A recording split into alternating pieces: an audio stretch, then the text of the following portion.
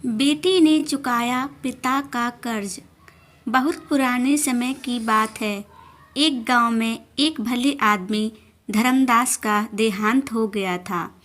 तो जैसे ही उस परिवार वाले उसकी अर्थी को शमशान ले जाने लगे, तभी अचानक एक मोटे ताजे सेठ ने उस अर्थी का पैर पकड़ लिया और बोला कि मरने से पहले धर्मदास मेरे से 2 लाख रुपए कर्ज चाहते थे, इसलिए पहले मुझे मेरे पैसे दे दो, तभी मैं इस अर्थी को शमशान ले जाने दूंगा। अब तमाम लोग तमाशा देख रहे थे। तभी उनके तीनों बेटों ने कहा कि हम तुम्हारा कर्जा नहीं देंगे, पिताजी का कर्जा पिताजी जाने, और वैसे भी अब वह तो इस दुनिया में ही नहीं है। अगर तुम्हें इनकी अर्थी ले जानी है तो ले जाओ। यह सुनकर पूरा गांव धर्मदास के बेटों पर थू-थू कर रहा था।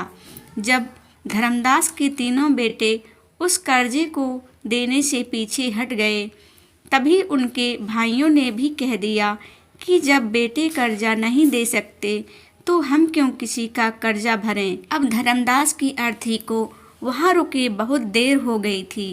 तभी यह बात धर्मदास की इकलौती बेटी तक पहुँच गई, तो वह भागी भागी अपने पिताजी की अर्थी तक पहुँची। तभी उसने देखा कि उसके पिता की अर्थी का एक पाँव किसी बड़े सेठ ने पकड़ रखा था। यह देखते ही उसने आंखों में आंसू लिए अपना सारा जेवर और जितने भी उसके पास पैसे थे वह दे दिए, और फिर उस सेठ के आगे हाथ जोड़ते हुए कहा कि सेठ, अगर यह जेवर बेचकर भी आपका कर्जा पूरा ना हो पाए तो मैं खुद आपका सारा कर्जा चुकाऊंगी, मगर इस समय मेरे पिताजी की अंतिम यात्रा को मत रोको। तभी सेठ उस धर्मदास की अर्थी का पैर किसी और को पकड़ाकर उसकी बेटी के पास आकर बोला कि मुझे माफ़ कर दो बेटी, दरअसल बात यह है कि मुझे धर्मदास से 2 लाख रुपए लेने नहीं बल्कि देने हैं। धर्मदास ने 3 साल पहले मेरी कुछ मजबूरी पड़ने पर अपनी एक ज़मीन बेचकर मुझे 2 लाख रुपए दिए थे, और वह तो इतना भला आदमी था कि मुझसे 1 रुपए भी ब्याज नहीं लिया। और आज जब मैं धर्मदास के रुपए लौटाने आया हूँ तो मुझे खबर मिली कि उनका देहांत हो गया, इसलिए मैं बड़ी ही सोच में पड़ गया था कि अब मैं ये रुपए किसको दूँ। इसलिए मैंने यह खेल खेला ताकि धर्मदास जी के 2 लाख रुपए घर के एक ऐसे सदस्य के पास जाएं जो वाकई में उनको प्यार और उनकी इज्जत करता हो।